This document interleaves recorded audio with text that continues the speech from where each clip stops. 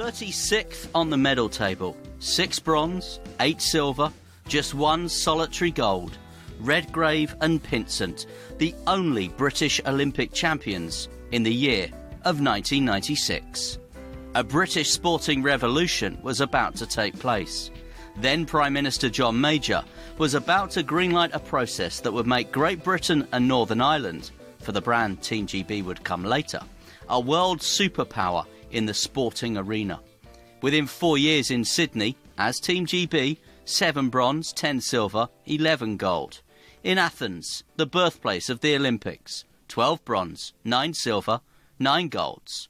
Beijing beckoned in 2008, where the haul was 19 bronze, 13 silver, 19 gold and 4th on the medal table. A host nation bounce in 2012? Definitely. 19 bronze, 17 silver, 29 gold, up to 3rd on the medal table. Then the impossible. An improvement in the next cycle. 67 medals in total in Rio. The first nation ever to increase the number of medals won after hosting the Games. And one of only 2 nations to have increased their medal haul in 5 consecutive editions. 17 bronze, 23 silver, 27 gold. Our greatest team. But can they do it all over again in Tokyo? I'm Michael. And I'm John, and Tokyo's the 32nd Summer Games, the second time the city has hosted it, and this is the second of 3 consecutive Olympics to be held in the Far East. The next Winter Games is in Beijing again. We'll look ahead, sport by sport, as to where the British medals may come from, and can Para GB beat their Rio record of 147 medals, 67 golds, behind China in the medals table. Don't forget, you can get in touch with us at Anything But Footy. We are the unashamed Olympic and Paralympic podcast. You can email us anythingbutfooty@gmail.com. You can tweet us at anythingbutf. You can find us on Facebook, on YouTube, and also on Instagram. And we would love your views, your opinions, your thoughts, whether you agree, maybe you disagree with what we're about to say, as we make some predictions 1 year out from Tokyo 2020. Bit of background, first of all. The reason behind the success is simple. Funding. UK Sport was created following the Games in Atlanta in 1996. It currently invests around £345 million in summer Olympic and Paralympic sport. No compromise has been their mantra for 20 years, essentially paying for medal moments. But the approach under their chair, Dame Catherine Granger, has softened a little. They now look at potential, so they're looking maybe 2-3 editions ahead, as well as immediate success. Plus they have a bigger commitment now, more than ever, to athlete welfare. How will that translate in medal table terms? In broad terms, funding for Tokyo is slightly down on the record amount committed to Rio, but the medal targets are still ambitious. For the Olympics, UK Sport expects Team GB to bring home between 54 and 92 medals. But independent researchers Grace Note, who have been doing this over previous Olympics, have made their medal table predictions. And they have predicted the Tokyo 2020 medal table, based on current world standings and results, will see Team GB fall short of that UK Sport target.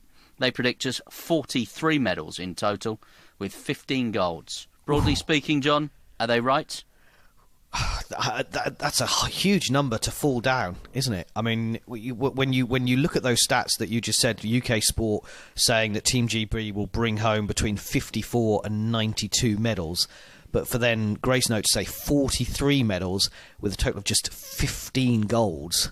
I mean, that is a huge reduction from Rio and even from London as well. I'd like to think, having done a bit of research, Michael, as we sat down and said, right, let's prepare our second summer special of Anything But Footy and looking ahead to Tokyo 2020, that I've actually changed my view on some of the sports. And when we've discussed them in Anything But Footy in the weekly updates, we've been a bit concerned, particularly around the rowing medals, etc. And I've done a bit more kind of looking into it and looking at results. You're a year away, things can change, you've got new names coming through. Yes, some of the older ones are beginning to or have retired or beginning to go, but I'd be surprised if it's that low. And I think if we over the next half an hour or so, we're going to go through sport by sport, look at what we did at Rio and London, and can we then achieve something of the same in Tokyo?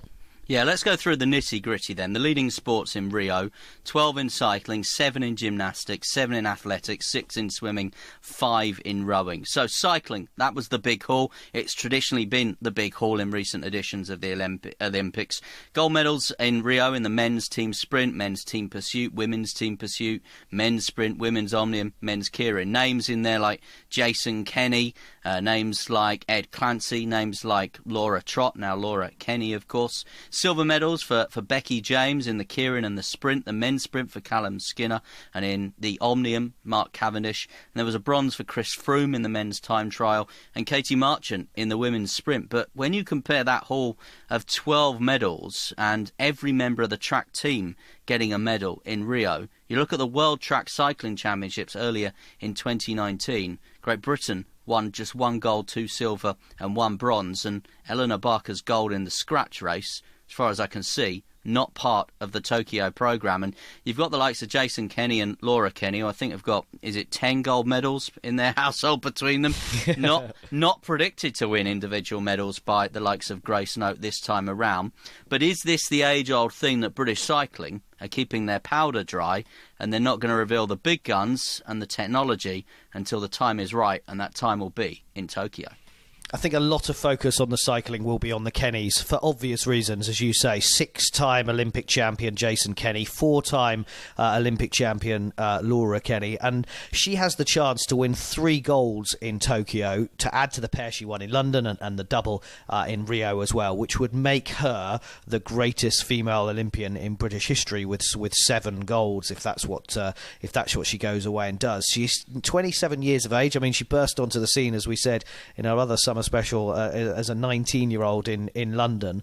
I think to say that she won't get a medal is wrong in Tokyo for the individual events. I agree that the team pursuit, you would expect both the men and women to be there, and the men's team sprint as well. Jason Kenny with teammates Jack Carlin, Ryan Owens and Joe Truman all won the team sprint in the European Games, of course, that took place in Minsk earlier this year. So from a team point of view, you'd expect them to be strong with Laura Kenny and Eleanor Barker, as you rightly say, in the team's pursuit with Katie Archibald as well. So you would expect that to be incredibly strong. But I don't think that she won't win a medal on her own, because you know what she's like, Michael. She wants it so much. Yeah. I mean, we've interviewed her so many times, and one of my favourite ever interviews was with her in Glasgow 2014, the Commonwealth Games 5 years ago, and she wasn't performing very well. She wasn't very well during the week. In fact, she famously told us that she ate porridge, and that was the only thing she ate for 3 or 4 of the days. Now, did she famously tell us she'd puked up quite a lot as well? Yeah, exactly right. And now, yes, she was beating the Australians and the New Zealands, and there wasn't the Russians there or the Chinese or whatever. But you just think she's so determined, and I would be surprised that if she didn't. I tend to agree with them about Jason Kenny. I don't think he's individually in the form, or certainly doesn't show it at the moment. Didn't qualify for the individual final in the keirin at those European Games. So he's got a long way to go in a year. But as you rightly said at the start of the cycling, is don't rule it out, because British cycling, this is what they do. They peak for Tokyo 2020. It's still a year away to get it right. I'm buoyed by my sort of pre-track meeting that I had with Ian Dyer. Now, Ian Dyer is a name that you'll know, John, but people listening to Anything But Footy, the Unashamed Olympic and Paralympic podcast, might not know. But he's one of the key kind of coaches, performance directors at British Cycling. And he gave me half an hour of his time. I've told this story before on a previous episode. The night before the track programme started, he gave me half an hour of his time, marked my card essentially. And he just went through each of the individual races, and he went through each of the riders, and he sat me down and basically said, over a cup of Rio tea, we're going to win a medal in every track discipline. And I remember leaving that thinking that's very ambitious, and he was proved right. And I think if you were to sit down with Ian Dyer in a same sort of off-the-record candid way today, he would be predicting another medal haul.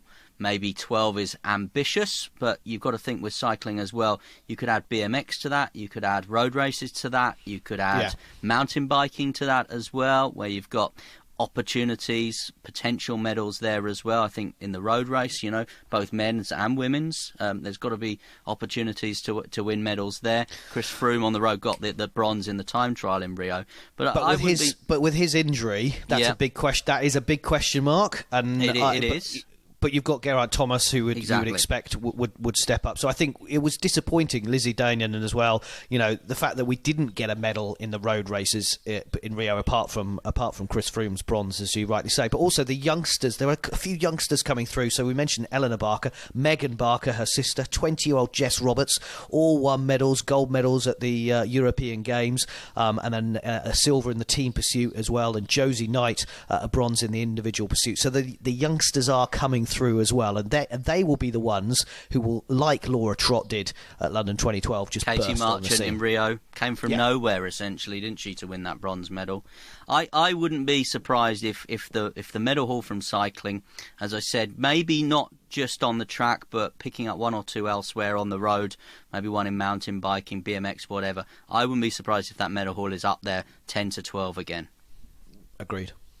Let's move on to gymnastics. 7 gymnastic medals in Rio.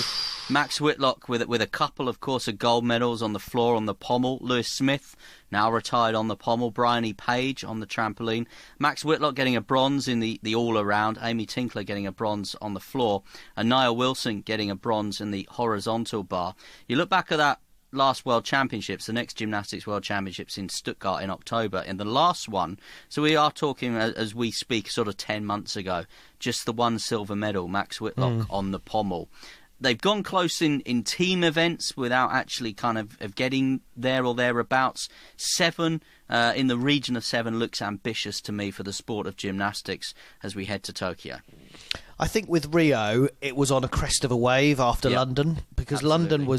London was the breakthrough, particularly in the men's team with Lewis Smith and Max Whitlock. I mean, if you see the pictures of Max Whitlock from London 2012, bless him, he's so young. He's so young. But I think Rio, they were swept up on that, and they'd had a good Commonwealth Games in Glasgow as well, with Niall Wilson bursting on in that scene, and that continued. But with gymnastics, as with any sport, as we said with Chris Froome, there's been a lot of injuries. Niall Wilson's been out injured. Amy Tinkler's been out injured. The Downey sisters, Becky Downey's been out injured. Gianni Regini Moran, him and Becky Downey starred for Team GB at the European Games, claiming silver medals on even bars and floor respectively. But both of those have had long injuries. So consistently, they're not performing at the moment. Will they be ready for Tokyo? I would say it's a lot younger team. Max Whitlock is the oldest at 27 years of age. He will win gold on the pommel. I'm pretty confident of that. And whether he will perform as he did in the individual floor final, which was obviously a huge performance, and in the all-round event, that's a question mark. You said 7 medals gymnastics, 3 of them were obviously from Max Whitlock, so that will be interesting to see. But the other men coming through, Courtney Tulloch, there's names there that people will perform. The same with the girls, the Downey sisters. Will they be ready? Will they be fit for Tokyo? That would be the only question mark I've really got on gymnastics. My feeling is that I think Max Whitlock will deliver 1, possibly 2. I don't imagine he'll come back with 2 golds and a bronze, maybe a gold and a bronze. I think Niall Wilson, if he can recover from injury, and it looks as though he is on his way back. I think if he can get back to the form that he was going, and the way he was going after Rio, I think he's certainly a very good bet for another medal. Beyond that, as you say, a very, very young team, and I just wonder whether this might not be an edition of the Olympics for British gymnastics. It might be that they come home with 3 medals as opposed to the 7 that they brought back from Rio. But in terms of the experience, when they then look to the next edition of the Games, that might be their time. That might be the time again where they'll come good and they'll start hitting those heights of 6 or 7 medals with some of those youngsters that you mentioned. Plus, of course, if they have a cycle where they can stay pretty much injury-free and get those experiences in the major championships. We saw a lot of these young names on the Gold Coast, which, is very good to go to the Commonwealth Games and be part of a multi-championship. We've seen a bit of a changing of the guard with the likes, obviously, of Lewis Smith has retired. Obviously, we saw other retirements before that in gymnastics as well. And it's amazing, as you say, to think that Max Whitlock is now the senior man. But yeah, my prediction would be gymnastics will go down from that 7, and I'm guessing you probably agree. Yeah, I think that's a good summary of it. I think the big question mark moving on is the next big sport on the list. Was it 7 medals in athletics? Yep. And again, we talked about Max Whitlock winning 3 of those for gymnastics. You remove Mo Farah from the track at Tokyo 2020. You remove Jess Ennis-Hill and Greg Rutherford, who obviously delivered that Super Saturday in 2012 and medalled again in Rio. 2 golds for Mo Farah, of course, doing the double-double. Jess Ennis-Hill a silver in the heptathlon and Greg Rutherford a bronze. And then 3 bronzes, Sophie Hitchin in the hammer, which came from nowhere, frankly, and the women's 4x100 metre relay with young Dina Asher-Smith. That was the start of, we knew they were going to be good, and that will continue, and we'll talk about them in a minute. And then the women's 4x400 metre relay, their first medal at an Olympics since Barcelona 1992, with the brilliant Ailey Doyle, of course, as part of that squad. But athletics has changed in the last few years from a British point of view, and actually now going to Tokyo, you'd think 3 really strong chances of a medal for 3 women: Dina Asher-Smith, Laura Muir and Katarina Johnson-Thompson. Can I throw into that mix Mo Farah potentially coming back to the track? I know we've discussed it before, or going and staying on the road in the marathon. Could Mo Farah, do you think, just get on the podium again? I'm not sure he'll be the athlete that did the double-double as he did obviously in London and he did in Rio, but could Mo Farah pick up a silver or a bronze somewhere along the line, either coming back to the track or the marathon? And the relay teams, obviously, we saw in the 2017 World Championships in London, and you and I stood next to each other behind the barriers doing the interviews for radio for most of that championships, the 10 days of that championship. And in terms of targets for British athletics, it wasn't going well until the final weekend, and then obviously the relay teams came through, and that got them the targets they needed. At the 2017 World Championships in London, 2 gold, 3 silver and a bronze. Obviously, Doha is ahead. That will give us a clear indication of where we might be. I mean, you look at names potentially like Reece Prescott. People are talking about an outside chance maybe for a sprint medal for him. But it is difficult, as you say, to look beyond the likes of Laura Muir, Katarina Johnson-Thompson and Dina Asher-Smith. There have been doubts about Katarina Johnson-Thompson's big event mentality. I think she's put that behind her now with medals, of course, in the World Indoor, European Championship. She medalled there, of course, Commonwealth Games gold medal as well. And Dina Asher-Smith, when we go back to those Grace Note predictions, she's being predicted to be a 200-metre gold medalist in Tokyo. I think we will know more after Doha. So I know that we're kind of hedging our bets slightly on that, but I think it will be a huge test for Asher-Smith against Elaine Thompson and the likes in the sprints, and we've begun to see that a little bit more in the Diamond League in the last few weeks. So I think it will be a huge test in Doha. I think Laura Muir has settled on the 1500 metres, but we remember in Rio she was outclassed in the final lap in the 1500 metres. She's looked stronger and she's delivered ever since. So again, we would expect her to maybe get at least a medal in that and learn from what happened in Rio, where it was sad to see, but she fought back on that. And then, as you say, I mean, Johnson-Thompson has proved herself at a Commonwealth level and a European level as well, which is great to see. She's got a big test against the Olympic and world champion Thiam, of course, from Belgium, who's also struggling with fitness. So there's huge question marks over all 3 of them, but they are the main 3. I'd throw in with our 10k knowledge now, Michael, after our night at the 10k PBs, Ailish McColgan and Steph Twell. They beat the European champion. You never know whether they could grab a medal in a second and third spot there. But you're right about the relays. You would expect them. The women's 4x100 metre relay, they won bronze in Rio, they won silver at London 2017. We'll see what happens in Doha, but I wouldn't rule them out grabbing a gold ahead of the Jamaicans and the Americans. And if I was to throw one other name in there, and I just sort of look back at recent history, if you like, Sophie Hitchen coming from nowhere, you would say, to win a hammer. You look at someone like Robbie Grabbars. No one was talking about Robbie Grabbars getting a medal, were they, at London 2012, other than probably him and his coach. Someone like Holly Bradshaw in the pole vault, you know, she's flattered to deceive, I would say. We talked about ahead of 2017 having an opportunity, an outside chance for a medal. Someone like that, I'm not saying it will definitely be Holly Bradshaw, whether it will be Reece Prescott, but I imagine there'll be one more athletics medal, whether it's a bronze somewhere on the field or on the track, that we're not talking about right now. And it could be, and I remember throwing the name Sophie Hitchen out in a radio interview ahead of Rio, and the presenters that were interviewing me didn't have a clue who she was. But I just looked at what she'd been doing in the build-up to those games, and taking into account, obviously, no Russians, I just thought she had a chance of a medal, and I would put someone like Holly Bradshaw, Reece Prescott in that kind of category as we head towards Tokyo. I am expecting good things, though, in the first week of Tokyo 2020 from a Team GB point of view, certainly in the swimming pool, because, you know, we've had a recent World Championships that's gone really, really well.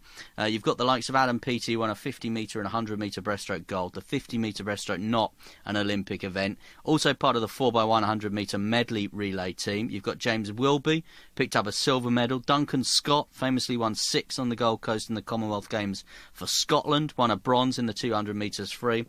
Bronze in the men's 4x100 metres, also, bronze in the mixed medley 4x100 metres, and Luke Greenbank won bronze in the men's 200. You've got that mixed medley now, which is a new Olympic event, and I know we've lost the likes of Jazz Carlin, who won a couple of silver medals in Rio, but I have cause for optimism that, having gone through some real dark days, British swimming, that they could be one of the better standout sports from a British point of view in Tokyo. Yeah, they had their best Olympics in 100 years after doubling their medal target and securing 6 medals at Rio, 1 gold and 5 silvers. As you rightly say, Jazz Carlin took 2 of those silvers, but Duncan Scott, a young Duncan Scott, a bit like Max Whitlock we were talking about, was a part of that 4x200 metre freestyle relay medal that James Guy, Dan Wallace and Stephen Milne won as well. And you just thought things had changed in Rio, and really they've kicked on. And in contrast to British athletics, where we've talked mainly about the performing of the women, actually it's the men in the swimming pool who are really setting the world alight. And as you rightly said, you went through that list of those achievements at the recent World Championships in South Korea, and Adam Peaty, James Wilby, Duncan Scott, Luke Greenbank are all key members of individual performances, but they all came together for the relay as well. They won the first ever time that the United States of America have been beaten just once at an event at the Olympic Games or the World Championships. It never happens. They never lose the 4x100 metre relay, the United States, and Britain were their first ever world champions. It was a brilliant performance from Greenbank on the back, Peaty on the breast, Guy on the fly, and Scott with a free, who overhauled the Americans and the Russians in the final 20 metres with a 46.14 split. That's the second fastest split in the world ever, period, full stop.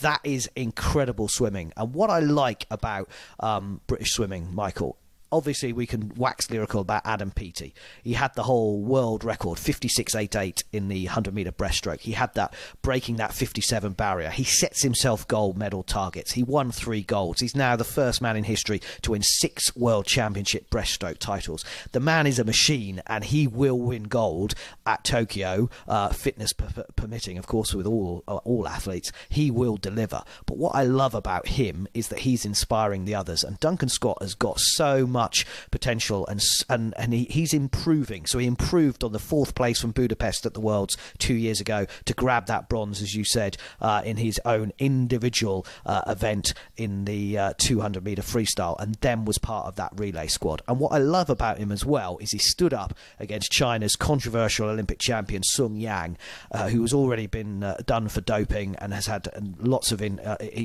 queries about why he was competing when he didn't allow tests to take place quite recently to the championships. And he stood up to him, and he was obviously been, you've probably seen it, he was being yelled at in his face about him being a winner and Duncan Scott being a loser. Well, there's only one winner in my eyes, and Duncan Scott, I think, will be one of the superstars of Tokyo 2020 if he carries on as he is. And I think that whole incident, if you want to call it, I think that just shows the confidence that's just pulsing through British swimming at the moment. And that 6 medals that they won in Rio, I certainly think that they'll be coming close, if not exceeding that, when they add to the Team GB medal table as far as Tokyo is concerned. Michael, can I just mention a few of the other ones just on the World Championships, just on the women, because I don't want to just say they were written off, because they haven't been. They all went through finals. So Rio silver medalist Siobhan Marie O'Connor was 7th in the IM final, 200 metre IM final. She struggled with illness right throughout this year, but she's coming back to form for next year. Georgia Davis was 4th, the worst place to be, lost by 1/10 of a second on a bronze medal in the 50 metre backstroke. Anna Hopkin at her first World, 7th in the 50 metre free final. Molly Renshaw 5th in the 200 metre breaststroke final. Freya Anderson, 18-year-old, part of that medley relay team. She absolutely stormed the final leg to win a medal for Britain, and in her first individual world final as well, she finished 8th in the 100 metre free, and Alice Thompson in the 200 metre butterfly. So they're there or thereabouts. They're in the final. We weren't doing that 8 years ago at London 2012. So that's the positive for me from the British swimming, as you say. The confidence is there, and hopefully they can all continue to move forward. And that mixed medley is just a bonkers event. Looking forward to watching that in Tokyo. I said concerns. I think we've both got concerns about our rowers, haven't we? British rowing, of course, 5 medals in Rio.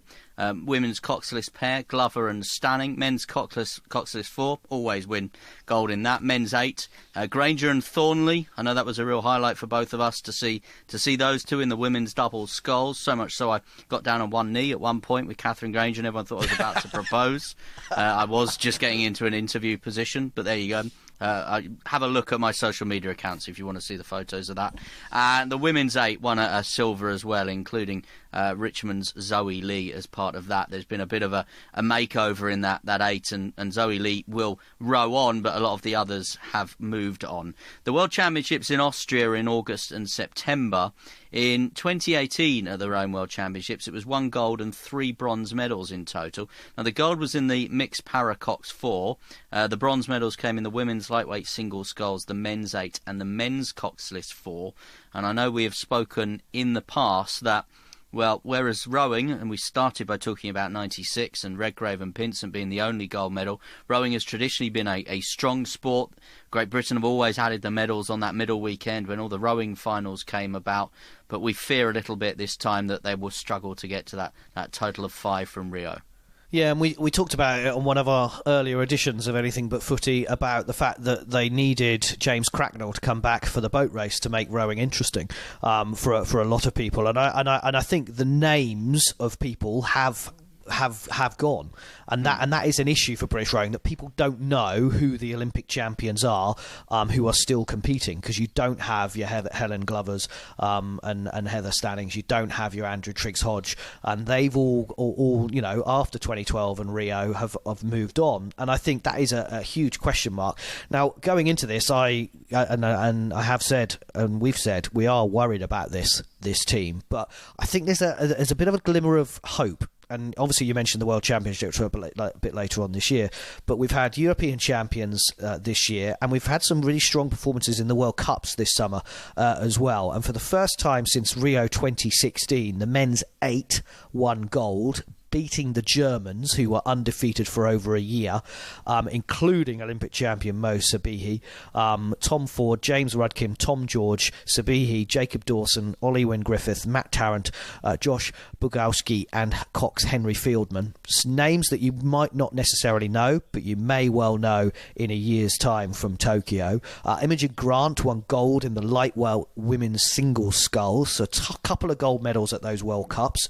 And then you saw Polly Swan and Holly Hill getting a medal in their first ever competition as a pair. So is there something there? Of course, Swan won silver at the Rio Olympics, and she's just graduated as a doctor, so she's got it. You know she's there. And the men's 4 of Carnegie, Gibbs, Cook and Rossiter, they were European champions earlier this season. They won the Stewards Challenge Cup at Henley, and they also got a World Cup silver. And Graham Thomas and John Collins as well in the double sculls, winning silver for the second World Cup in a row. So you're beginning to see 3 or 4 crews names coming through. Victoria Thornley as well, your mate, very, very tall, and we're both quite short. And what a performance she did in Rio with Catherine Granger, as you rightly said. She was fourth in her single sculls event as well. So just missing out on a medal. She's getting to the point where they're just beginning. You just think, yep, they're coming through at the right time, and we've praised British cycling for it.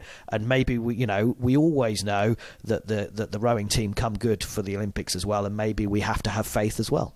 Yeah, well, John's got optimism for the rowers. I think work to be done in Berkshire at the rowing centre on the Redgrave Pinsent Lake if they are to come up close to that 5 they won in Rio. Shall we go through some of the other sports? We'll try and get through some of these a little bit quicker, but let's stay with the water. Categories have changed in canoeing. 2 golds, 2 silver. A real standout sport, I think, in Rio. And a standout man, of course, was Leon Heath. He's predicted to win another gold medal in the K1 200 metres.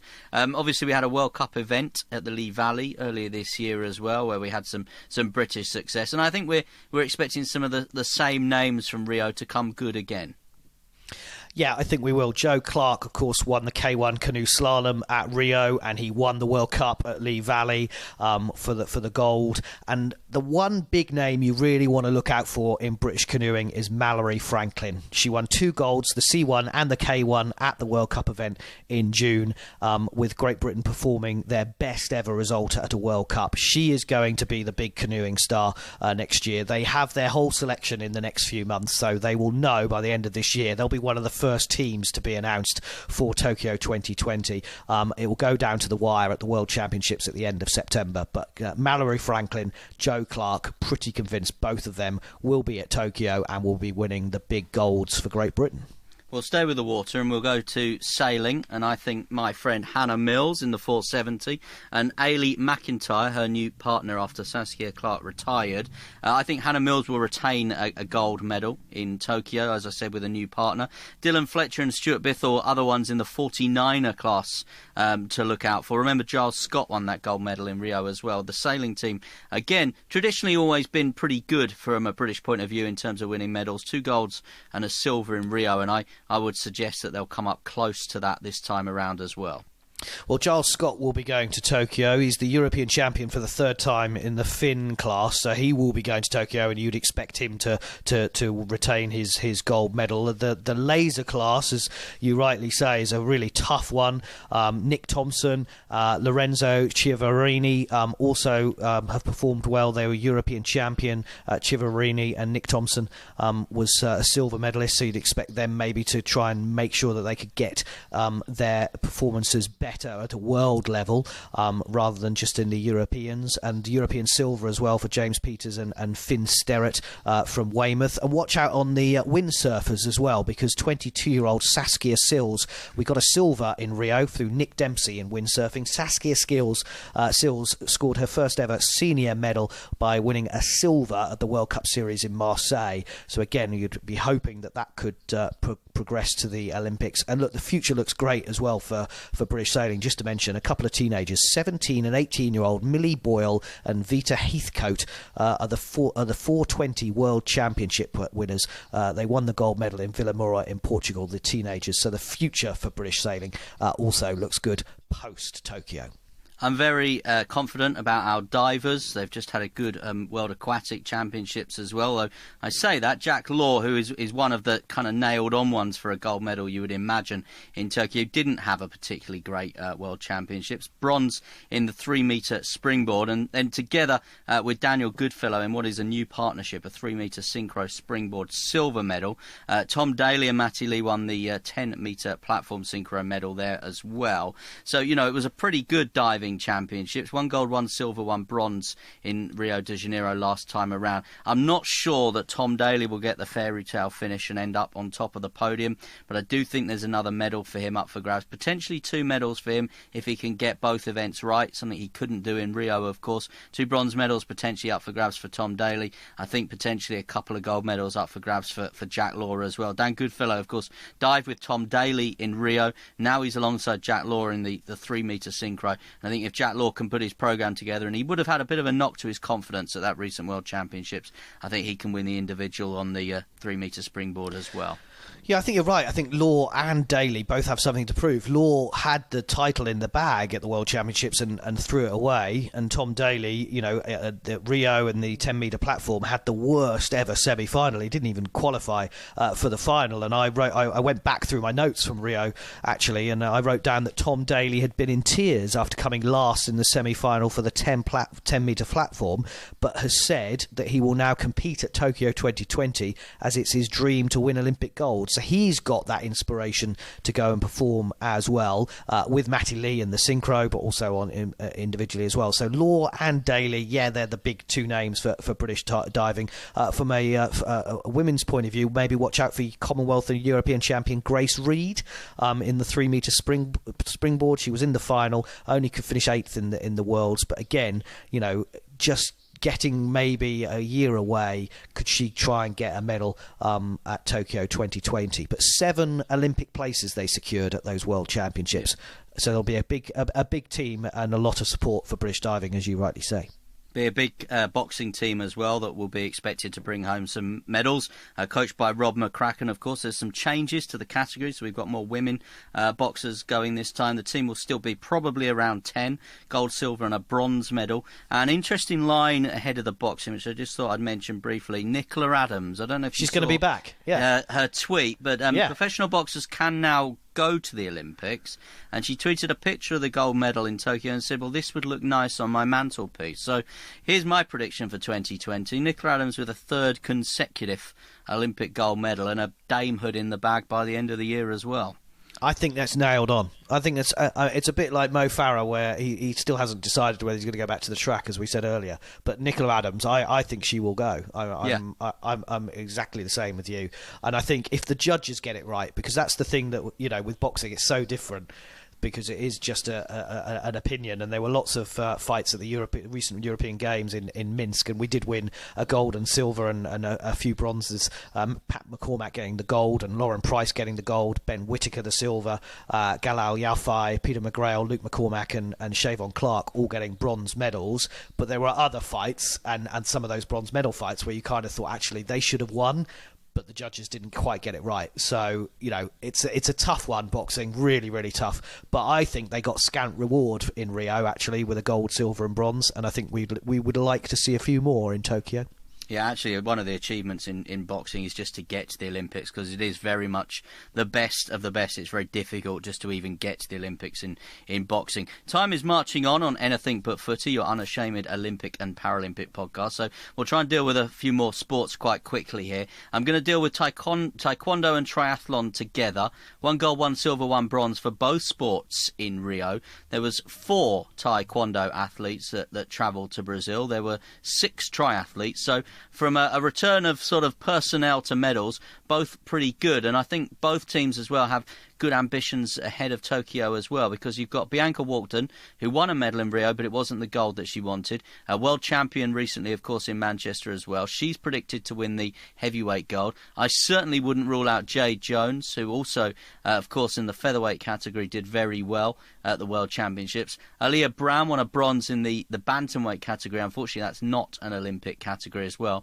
But Bradley Sinden won gold at the recent World Championships in the featherweight class. So, in terms of whoever they take, 4 or 5 taekwondo athletes again, you'd imagine a pretty high percentage return on medals there.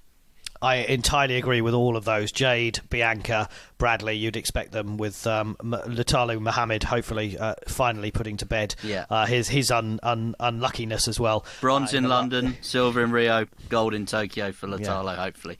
Triathlon, mixed team relay event coming in this time. Now, I know the Brownlees haven't been in any sort of form similar to what they were going into London or indeed Rio. It was a gold, silver and a bronze last time out. The gold and the silver for the Brownlees, the bronze for Vicky Holland. Vicky Holland was the world champion in 2018. Johnny Brownlee coming back into a bit of form. He recently won the Edmonton leg of the World Series. You've got Georgia Taylor-Brown and Non Stamford, who have both won this year on the World Series. Non Stamford coming back, of course, having been a previous world champion.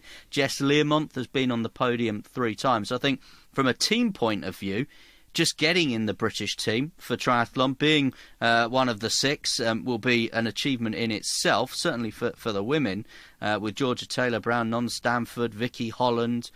You've got potentially others trying to get in there as well. Yeah. You know, you've got 5 or 6 British women that you feel could do a job in Tokyo in the triathlon team. You know, I think the gold, silver and bronze, I'm not sure whether Alistair Brownlee will be able to retain his title, but I wouldn't rule out Jonathan Brownlee, you know, going bronze, silver, gold from London, Rio to Tokyo. The most successful triathlon nation at the Olympic Games, Great Britain. We've taken home 5 of the last 12 medals, a lot to the Brownlees, as you say. The big question mark over Alistair, he told us after Leeds he wanted to retire, quickly retract that, obviously, but he's 32 next year. Can he do it? That's a huge question mark. I wouldn't rule him out, because I think he, a bit like Laura Kenny that I was saying earlier, you know, he's got the drive to do it, but is it Johnny's turn? Is he finally coming, as you say, with that great victory recently in Edmonton? Is he getting back to form? And I mean, God, the strength and depth of British women. You know, I don't think we mentioned Beth Potter, who won a European gold last month. Jodie Stimpson from the Commonwealth in 2014. India Lee was part of the team, the mixed relay team, which, as you rightly say, is making its Olympic debut in Tokyo on August the 1st. Sophie Caldwell, Jonathan Brownlee, India Lee and Gordon Benson took silver medal in the mixed team relay at the World Triathlon Series in Edmonton as well. And we haven't even mentioned 21-year-old Alex Yee, who's an up-and-coming for the men as well. It's I'd like to think that we have people coming through to replace the Brownlees, but I still think the Brownlees will both be there. Here's my quick prediction before we move on to a couple of team sports, is that Johnny Brownlee will equal his brother by winning 2 Olympic gold medals before he retires, 1 in the team relay, 1 in the individual in Tokyo, and then maybe he might end up with the 2 golds, the silver and the bronze, compared to his brother, who will probably get a gold medal in that team event, so he will end up with 3 gold medals in his Olympic title as well. So that's my prediction. Johnny Brownlee will end up with 2 Olympic golds in his career, and Alistair will end up with 3. Couple of team sports for you. Hockey. Gold medal for the women, of course, in Rio. And in rugby sevens, a silver medal for England's men. Now, the men in the rugby sevens finished 5th in the recent World Series. England's women, who finished 4th in Rio, finished 6th. And when you go back to hockey, in the 2018 Hockey World Cup, England's men lost in the 3rd place match to Australia. England's women, who are going through a major sea change of personnel, certainly have been since their gold medal in Rio. I don't foresee they'll be able to repeat that. They lost to Netherlands in the quarter-finals. I think it will be very difficult in hockey and rugby sevens for Team GB to bring home a medal from either of those sports. Yeah, I think there's been some funding question marks for the women's rugby teams, particularly from the RFU, so that hasn't helped, as you say, from their performance. And in the hockey, I mean, the men, that's got to be the focus. As you say, they missed out on a 3rd place finish in the World Championships. They finished 4th in the first ever Pro League as well. So Danny Kerry was in charge of the women's hockey team in Rio. He's now in charge of the men's team. They're beginning to build something. Remember, the women in bronze in London 2012, then gold as England, silver as England, or gold at Glasgow 2014, and then gold at Rio. They were building up to it. You think the men are just coming together. I think a medal for the men, for me. OK. Let's deal with golf and tennis together. Andy Murray and Justin Rose, 2 of the most high-profile members of Team GB in Rio. Going to be very difficult, I would suggest, for either of those to retain their title. Obviously, it's difficult at the moment, certainly with the golf, to know who will actually be part of the British team. You've got to think someone like Georgia Hall, who won the Women's Open, might be in with a shout there. You know, it's so difficult, though, to predict, isn't it? You know, when you look at any major field, whether that's the US Masters or the Open, to try and to pick a winner from that is so difficult over 4 rounds in the way they play it. And Justin Rose did tremendously well last time. It's asking a lot, I think, to retain his title. Again, with Andy Murray, I can't see him retaining a singles title. I think Joe Conter maybe has an opportunity, might be an opportunity in doubles, but again, I would go from 2 golds for golf and tennis, probably, to no medals in my book.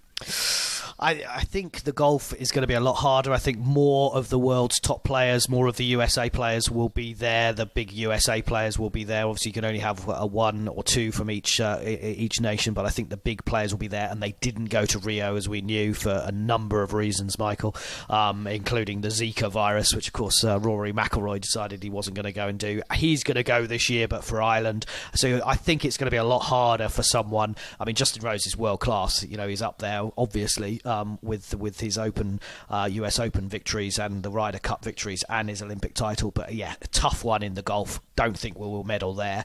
I would question mark Andy Murray. I'm gonna stick my head out here a little bit. You love Andy Murray. I do love Andy Murray, and I just think he might Murray in the men's doubles final. They're going to play at Cincinnati, in Washington as well. I think in the next few weeks ahead of the US Open. Andy Murray's talking about playing singles again, but I think at Olympic level, Murray in the men's doubles and Murray and Konta in the mixed doubles. I mean, he won a silver in the mixed doubles in London 2012. I wouldn't rule out a medal, is what I'm saying. A medal for Murray at Tokyo 2020.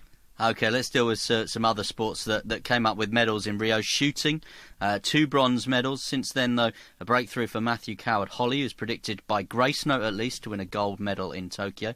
Ellis and Langridge, they had their funding cut in badminton despite winning a bronze medal in Rio. They've recently won the men's doubles, and Marcus Ellis was part of the mixed doubles gold medalists at the European Games. And in judo, of course, Sally Conway won a bronze medal. The Scottish judoka won a bronze medal in Rio. There was just a silver medal in the 2018 Judo World Championships for Nakoda Smythe-Brown. So I wonder whether those sports might just be looking at one medal apiece again. And equestrian's an interesting one as well. Team GB is predicted to win individual eventing and team eventing gold, and possibly looking to sort of retain some medals in dressage as well, where Charlotte Dujardin, of course, has been so imperious as far as Team GB's been concerned. But yeah, just sort of taking those briefly: equestrian, shooting, badminton and judo, before we move on to some of the new sports that we're going to be talking about and some of the other potential sports that didn't medal in Rio on anything but footy. Where do you see the medals coming across those sort of 3 or 4 that I mentioned? Yeah, I think you're right. I think, you know, if you get a medal at badminton, shooting and judo, we would be happy with that. You mentioned the European Games. The badminton guys did amazing, 5 medals from 7 events, but tougher challenges from the Far East will come in the form of badminton. Matthew Coward-Holey is absolutely spot on. I mean, he is the favourite for that trap shooting gold. European bronze for shooter Aaron Heading as well, may be worth keeping a lookout for. And then Alice Schlesinger and Chelsea Giles won a couple of medals at the European Games in judo. Of course, we know Sally Conway is in the World Championship team, which is taking place, the Judo World Championships taking place in August. So, you know, we would expect maybe to see a bit of news from that World Championships to see how we're progressing from a judo point of view. And just on the equestrian, I agree with you that apparently, this is a great story, Ross Cantor became the world eventing champion on board All-Star B, always important to mention the horse as well, and led Britain to the team gold, and she gave birth to her first child on July the 8th, and then she hopes to compete towards the end of the year and make it to Tokyo. That's just incredible. So, you know, we'd expect, as you say, maybe at least a gold for individual and team there, although you can never tell when animals are involved. And, and Charlotte Dujardin is back as well, looking for a 3rd individual gold medal in the dressage and 4th gold overall. She has a new partner, and Mount St John Freestyle is the new horse. She won bronze and 2 bronzes, in fact, in the individual and team at the World Equestrian Games last year. A couple of sports you highlighted to me where you thought there might be a medal chance, which didn't medal, if that is indeed a word, in Rio. Archery, where there's been some decent results for Great Britain in recent World Cup events. And fencing, Richard Cruz, I remember running round the Copacabana trying to find a TV to watch Richard Cruz, who ended up finishing 4th. I think you were there, weren't you? He's been recently ranked #1 in the world, but there was a World Championship silver medal for Marcus Mepstead, who won silver in the recent World Championships in the same event, the individual foil. So could fencing and archery chip in with a medal apiece, which they couldn't do in Rio? I think fencing, I'd like to think so. As you say, Mepstead and Cruz both won silver medals in the last 2 years at the Worlds, so could you do it at the Olympics? He was so close, Cruz, at Rio, as you rightly say. So, yeah, you'd expect maybe we could get a medal there. Archery, I think, is just so tough as well when you bring in... At the European Games, it went really well for Sarah Bettles, Naomi Fulcard and Bryony Pittman winning the team gold, and then Naomi teaming up with Patrick Houston in the mixed team to win silver. But you add in South Korea and the likes, and they're dominant in archery, that it's very tough to get a medal, but they could. And then I'd also add in skateboarding. We've talked about Sky Brown, the youngster, coming in, climbing or bouldering as it's called. Shauna Coxey. She's been medaling at world events this year. And then the women finish. And Can the we women's finish football. on anything but footy with? The women's football. We'll finish with footy. England, of course, third at the recent Women's World Cup. Phil Neville will be in charge again. I'm sure we're delighted by that. And so, again, you would expect Team GB didn't quite do it at London 2012. They're going to be back for Tokyo 2020, so it'll be interesting to see how they get on. Yes, this is anything but footy. This is one of our summer specials on the Unashamed Olympic and Paralympic podcast, talking about our predictions for Tokyo 2020, a year out from the Games. Have you been keeping any kind of tally on where you think? We started, of course, with those predictions. John, final word from you. From Grace Note, 15 golds, medals well down on the UK sport prediction. Having talked it all through, do you stick with your original feeling, which is that Grace Note's underestimated slightly, but UK sport have maybe overestimated slightly? Yeah, I think that's fair. I really do. I think we'll do as well as we did in London. To be honest, I think that's more of a number to work on. I'm interested, Michael, in the Paralympic numbers as well, just to talk about them. The fact that it's the 16th Summer Paralympic Games from August the 25th to the 6th of September. More of the events will be shown on television, which is brilliant for Tokyo, and the International Paralympic Committee announcing 5 further sports will be broadcast live, which is great for the sport. But from a British point of view, 147 medals, second place behind China, as I said earlier. You're going to see the likes of Sarah Storey doing it again, wanting to become the greatest British Paralympian ever. She's on 14 golds, 8 silvers and 3 bronzes at the moment. She's set to beat Mike Kenny, who's currently on 16, the greatest of them all. You've got Jodie Cunley in cycling. He won the time trial at the Worlds, his 11th title in Holland. Ellie Simmons in the pool, 5-time champion. She's back in action after a year out. She's still only 24, Michael. Ellie Simmons, she's only 24. She won gold at the World Series in Glasgow. We've got the Para World Championships in London, of course, in September. Kadina Cox, she was the first athlete in 32 years to win gold in 2 different sports, cycling and athletics, and she continues to win in cycling. She won the time trial in the World Championships, which was her first in 3 years. Hannah Cockcroft, Johnny Peacock, Sophie Hann, and in the tennis, Alfie Hewitt and Gordon Reid continue to deliver in the wheelchair tennis, helping Britain claim the World Team Cup for a second time since 2015 last year as well. And then a next generation, you've got a swimmer, Maisie Summers-Newton, who's 17. She won 3 golds at the Europeans in Dublin last August. She watched Ellie Simmons as a 10-year-old at London 2012 and now will race against her as well, hopefully at Tokyo. And also the first ever Paralympic para-badminton gold medal will be presented at Tokyo as well. Some names there.